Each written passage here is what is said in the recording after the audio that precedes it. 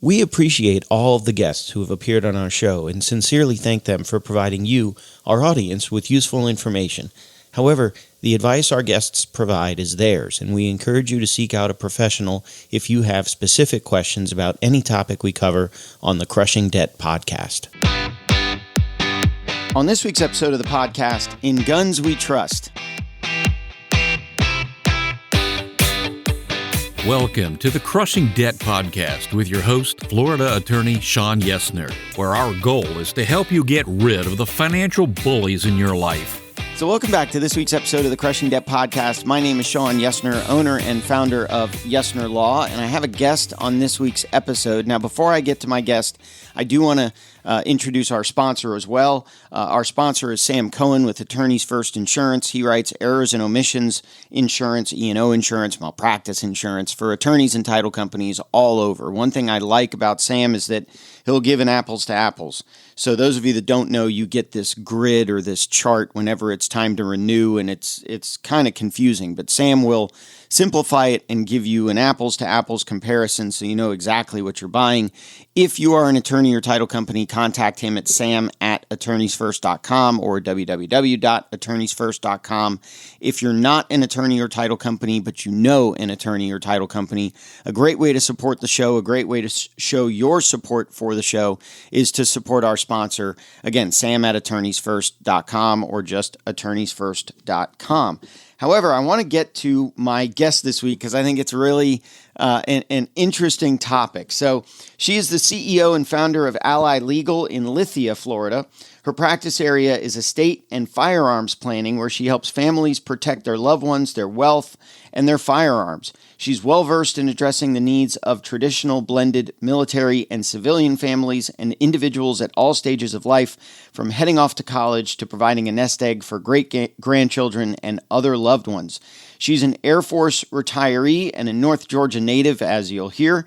She moved to the Tampa Bay area in 2014 with her husband, who is also an Air Force retiree, their children, and their dog to enjoy the Florida sunshine and reconnect with the area's numerous veterans.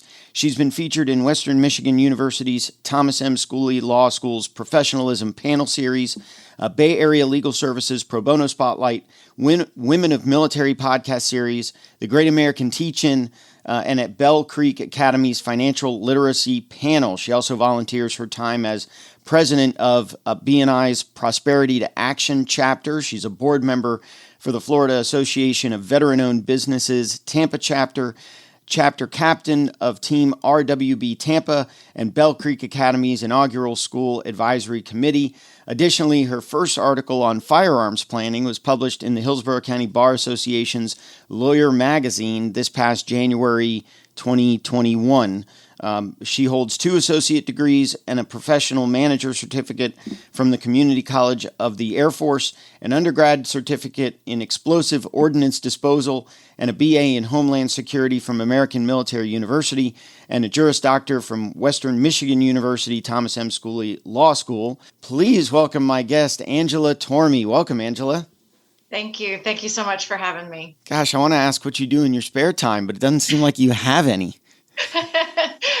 Sometimes I scrapbook, and I like working out too. So getting out and enjoying the Florida sunshine. So there's always something to be done around here. There you go. And I do want to say right off the bat, thank you for your service. You mentioned you were in the Air Force, as was your husband. I was never in the military. My father was in the Air Force. So, thank you for your service, and your husband as well. Thank you for your support. I appreciate that. So if you want to reach out to Angela, we got a lot to talk about, but if you want to reach out to Angela, you can contact her, Angela at allylegalfl.com, allylegalfloridafl.com, or you can go to her website, which is allylegalfl.com. So I want to sort of start with the estate planning, but definitely for those of you who are interested, we're going to get into a lot of gun topics, but I want to start with the estate planning and work my way over to some of the other topics here that we're going to discuss. So I guess sort of in a nutshell, we've had other estate planning attorneys on the show, and I know enough about estate planning to know that I need to refer it out so I don't commit malpractice, but basically, what do you think is the biggest benefit? It's a morbid topic. We don't necessarily want to think about that we're going to die or when we're going to die. So what's the benefit of going to an estate planning attorney and saying, hey, let me set up my stuff so that when I'm no longer here, maybe I'm answering my own question here. So what's the benefit? First I want to start off by saying, when it comes to estate planning, there are a couple of vehicles that you can use to do this. One is through will-based planning, which is having a will, which in the state of Florida can be kind of complicated. One of the other areas is trust planning. So trust-based planning. And I know there are some attorneys that are completely against trust. They think that no one needs a trust. I've actually heard that from attorneys. We've had those discussions. And then you have some that say, well, everybody needs a trust. Will provides almost no privacy, where a trust provides, substantial privacy in your affairs and things like that. But, one of the reasons why you would want to invest in estate planning is so that you can make sure that your things go where they need to go, where you want them to go, in a manner that you want them to go. As you know, in the state of Florida, once someone reaches the age of 18, they are considered an adult. They are capable of inheriting at that age. When you have certain assets and things like that, you may not necessarily want an 18-year-old inheriting millions of dollars right off the bat. I know at 18, if someone handed me a check for a couple $1 million, I would, we wouldn't be having this discussion. I would have blown it a long time ago. But, by having a trust in place or a well thought out will, you can make sure that that money is there for that child through several stages of life and, protect them for the future without having to worry about them blowing it at, Target or, at the mall or something like that. Right. So that would be the biggest thing, is just making sure that, things go where they need to go in a manner that you want them to go. And I know a lot of people don't really understand probate. And so you mentioned, a trust versus a will. So what are some of I think the biggest difference would be price and the cost and the process of a probate. But what's the difference? You both get your stuff to where you want it to go, but what's the difference between a trust and a will? So when you have a will-based plan, you're usually heavily reliant on setting up beneficiaries for your assets, because when it comes to probate, the things that are probated are assets that don't have beneficiaries on them. So by employing a will-based plan, you're looking more at, you don't want it to go to probate. So you spend a lot more of your time writing down beneficiaries and stuff on your, investment accounts, your pay on death beneficiaries for checking and savings accounts, so on and so forth. There are some folks that will say, having a will in the state of Florida is almost a guarantee that you'll have a probate, because you will inevitably forget to put something in you'll forget to update your beneficiaries so that, those things avoid probate. And the problem with probate, and I say this, kind of half jokingly, is that, when it comes to probate, the only people that really get paid are the attorneys. And it sounds kind of counterintuitive that I would say, yes, I'm an attorney, but, you want to avoid probate because probate means I get more money. But that is kind of the truth. I mean, the Florida statute is pretty well settled that, if you have an estate that's valued over $100,000, probate assets that are over $100,000, an attorney can tap into 3% of that amount. And so that drives up the cost of the probate, which, can be, some folks may say, well, that's why an attorney would do a will, because they know that the family is going to come back for the probate. And that means that the attorney gets more money out of it. But by and large, I don't think attorneys are really rooted in that. They want people to avoid court and all that as much as possible. Yeah. So when it comes to trust planning, when you title things in the trust, of course, if you forget to title things in the trust, you've basically just purchased expensive paper.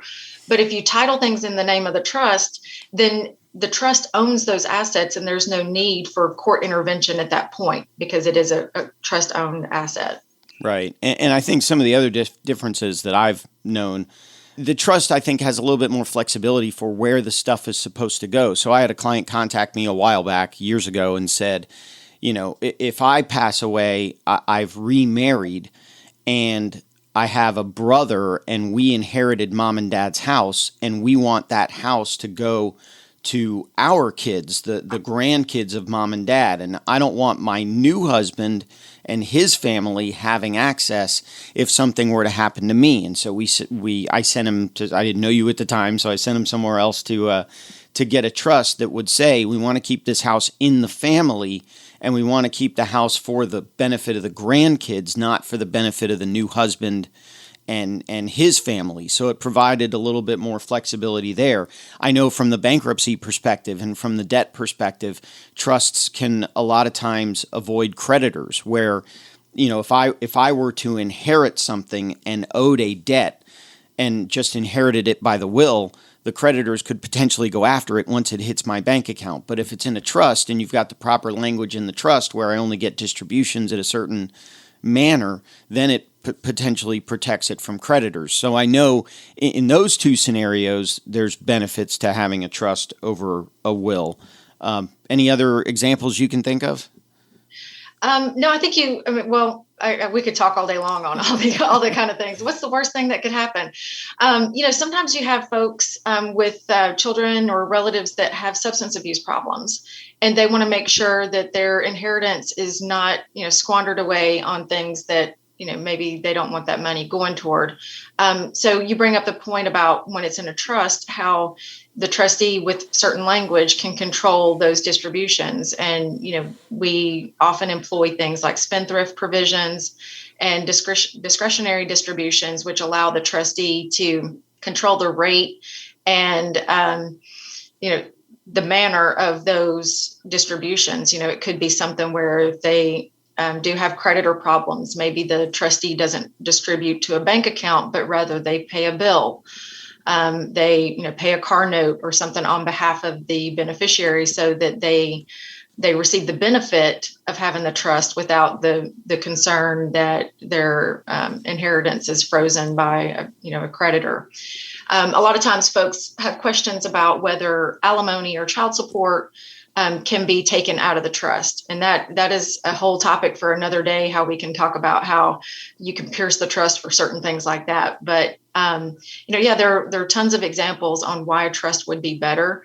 Some cases where maybe there's a child with developmental disabilities that you don't know at this point in time, maybe they're, far away from being 18, but you don't know what their situation is going to be like at 18, but you want to put the things in place so that they can still qualify for benefits if that becomes a situation that they need later on in the future.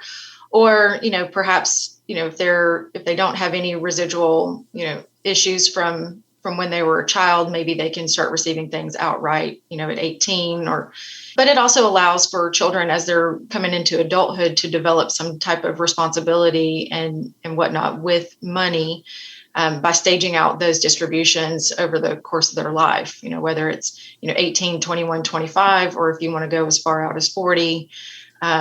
I have had one that went out to 40 and I was kind of scratching my head about it, but I'm like, man, that's a long time. But, it's up to what the parents want their children or the trust makers want their beneficiaries to do and accomplish and achieve before they receive their distributions. Right. Okay. And I know that there are different types of trusts. And so you've got revocable trusts, you've got irrevocable trusts. One thing that I deal with a ton in my practice is land trusts for people that want to invest in real estate. But one of the reasons I really wanted to talk to you was the gun trusts. But I want to get a little bit of background. I want to get a little bit of history. So was your interest in guns, did that come from before the military? Was it caused by your experience in the military? How did you start to have this focus on guns and gun trusts and that kind of stuff? Guns and gun ownership have always been kind of fascinating to me. When I was in the military, I had the opportunity to fire numerous weapons, and it was always fun to me. I always just thought it was the coolest thing. I think that may have warped me in the beginning, but I would say that's probably where it kind of started. I guess my comfort level with guns. Then when I left the military and went through law school, I opened my firm and went into estate planning, which is usually a non-confrontational area of law. You don't end up in court too often. And it's kind of the happier side of law because you're helping people solve a problem. being in the Lithia area, Valrico, Fishhawk, Tampa Bay, South Tampa Bay, there are a lot of estate planning attorneys around. And so when it comes to that, and we're all different. We all, produce wills and trusts and things like that. But, there's a reason why clients come to that particular estate planning attorney. We're not carbon copies of each other, but we do produce a lot of the same type documents. But with that, I always look for a way to, I guess, distinguish myself from the others, because there may be something that I do differently. And that goes back to some things I learned in the military, working with certain equipment and whatnot. They would say, listen, the way to set yourself apart is become the expert on a piece of equipment. And then whenever something happens with that piece of equipment, they come to you. So in thinking about that, firearms planning, it was something I came across in one of the softwares that I use to draft estate planning documents. They had something called gun docs. And, I looked at it and was like, well, that looks pretty neat. Kind of goes back to either a lot of veterans that have guns, that own guns, enjoy guns. It goes back to, some of my fun times in the military. And I thought that was a really neat way to set myself apart from other estate planning attorneys, because to my knowledge, there aren't very many around here that do it. So it kind of, leads to, a certain niche or niche, however you want to pronounce it. I like to say there's niches and there's riches and niches, by having that idea and running with it, literally, it's kind of been something that I enjoy learning about. It's, not very difficult, but it is a pretty nuanced area of law. And so it's something that, being in this area, not too far from Polk County and right. Dade City and Brooksville and, all the other, places where people enjoy their firearms, it's led to some really great connections. Well, I was going to make a joke about growing up in North Georgia. There had to be guns around. Oh, absolutely. Yes.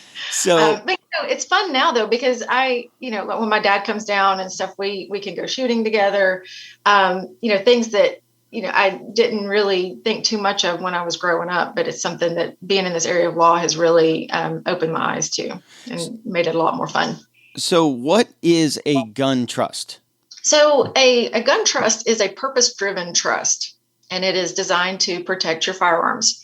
So when it comes to your traditional estate plan, whether it's a will or revocable living trust, things like that, anyone can inherit. Minor children can inherit. Even though we often, advise against that because you don't want minor children inheriting things. But minor children can inherit, convicted felons can inherit, people that have domestic violence injunctions against them, they can inherit. But when it comes to guns, there are certain things under the Florida statutes that say who can own a firearm and who can possess a firearm and who can use a firearm. And a lot of times, when you're looking at minor children, probably not a good idea to leave them a firearm. Convicted felons who haven't had their civil rights restored, probably not a good idea to leave them a firearm. So this allows people, by having a purpose-driven gun trust, you're basically leaving your weapons, your firearms, and other accessories to responsible persons under the eyes of the law. And you're making sure that you don't commit unintentional felonies by the illegal transfer of those firearms. I know that land trusts, for example, really the only thing they are designed to hold is land, is real estate.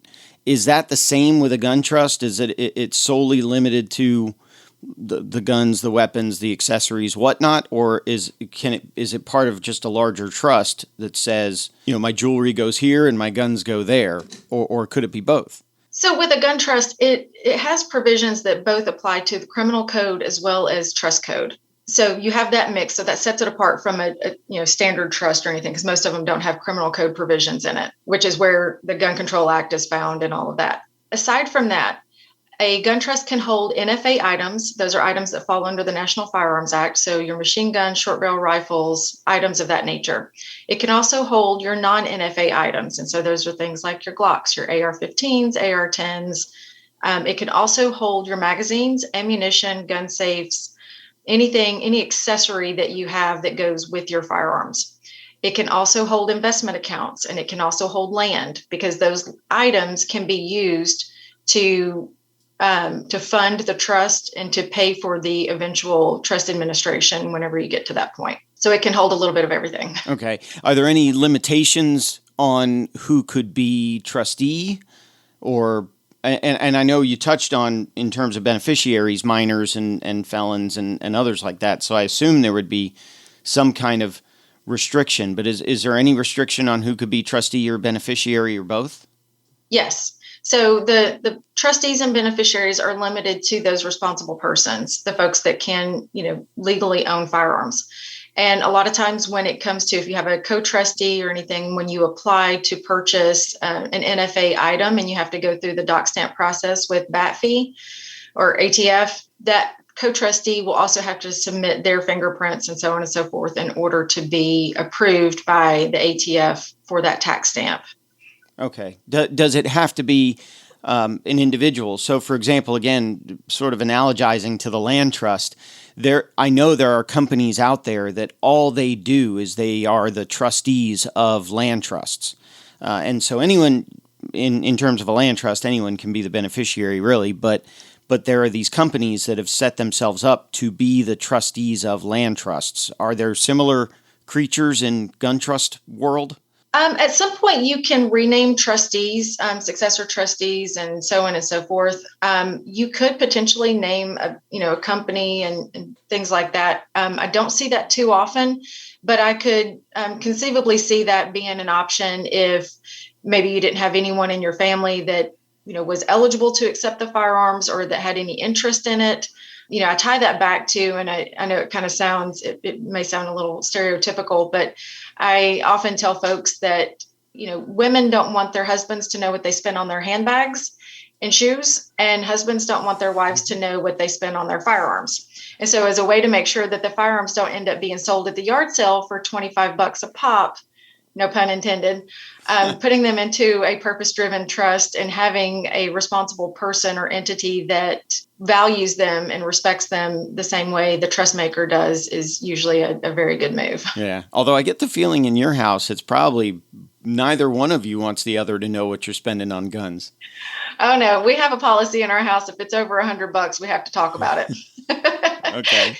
But if there are those people that are selling their firearms at a yard sale for $25, please call me. Yeah. I want to go see what it is. I can't. Is something like that even legal? Can you sell guns functioning working guns at a garage sale, at a yard sale?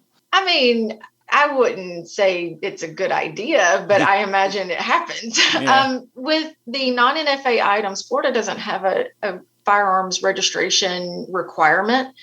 I've purchased items. I know folks that have purchased items and, they don't go through the background check because it's not from an FFL. They're only, once you sell a certain number of items, like if you have a collection of, I believe it's like maybe 5, maybe 10 items. I'm not sure. Don't quote me on that one.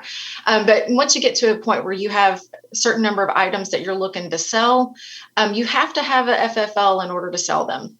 And I do have folks that I work with all the time that can purchase collections and stuff like that. But if it's a onesie twosie, you've got one item here, you don't know where it came from or, what have you. And you say, oh, I'll give it to you for, $20, $25. I don't think there's really anything that, nobody's coming down on them and saying, yeah, don't do that. Because if let's say that item is used later on in the commission of a crime and it's seized, they're going to look at that serial number. They're going to trace it back. They're going to go to ATF. They're going to figure out who that gun was sold to and get to the FFL. The FFL is going to say, well, I sold it to John Smith. And then they're going to go to John Smith and say, what happened to this item? And he could say, well, I sold it at a yard sale for $25. And they're going to try to figure out who he sold it to. So there can be some complications there. I wouldn't necessarily say that it would implicate him in any, commission of a crime because all he did was sell the gun. But it does give the law enforcement, the legal entity to kind of a path to go down to figure out how that item got in the hands of the bad person. Right. Okay. The alleged bad person. Kind of put the legal disclaimer there. Allegedly. Innocent proven guilty. So, and again, my only really basis for knowledge here is the land trusts. And so, I'm a Florida attorney. I know you're a Florida attorney. So really the advice and what we're talking about here doesn't extend beyond Florida's borders. But I know that in the land trust arena, land trusts are common throughout the country. I mean, throughout the country. Every state has its different quirks and tweaks and, this or that or the other. I know that Florida's land trust law is based a lot on Illinois' land trust law. Illinois is pretty much the standard bearer for land trusts across the country. Most states base it on Illinois. Does that situation exist? In other words, someone's living in Florida, they want a gun trust, obviously they call you. Do gun trusts exist in some similar or modified or same fashion outside the state of Florida? Do you know? Oh, absolutely. Absolutely. I have, and one of the big reasons for that is because when you're talking about multi-state collections, you have to look at it from, okay, what's legal in Florida? Is that going to be legal in Washington State? I do work with a host of attorneys from Idaho, Texas, Washington State, Colorado. Those are just the ones that I communicate with on a fairly regular basis that handle gun trusts. There are a couple in Georgia that I've reached out to. So yeah, they're everywhere. Okay. I believe if I went through and actually did the mapping on it, I could probably find something in every state because there is a need for it. Pretty much everywhere you go, because there is a need to protect those items in some shape, form, or fashion. Now, how the registration requirements, those vary from state to state. Right. Yeah. Some states, they require you register everything, even, for the state. That's separate from the things that you have, your NFA items that you would register with ATF. Okay. Again, if you're in Florida, if you want a gun trust, or even if you're outside of Florida, give Angela a buzz and she can connect you with some of her contacts. But again, to give out her contact information real quick, it is Angela at allylegalfl.com, or the website is allylegalfl.com. Anything that you wanted to add? Anything that we didn't cover? I would say the last thing is that, it's important to note with this that gun ownership and inheriting guns, it's, by handling gun trust, it's not necessarily about advocacy. That's a different discussion that, I'm happy to have another time, but it's more about education, because just because you may not own firearms at this time or you're not interested in firearms doesn't mean that you wouldn't be in the position at some point where you inherited firearms. And the important thing there is knowing who to call to make sure that if you do inherit those firearms, that you are handling them properly, and that if you, intend to pass those on, that you are doing it in a responsible manner.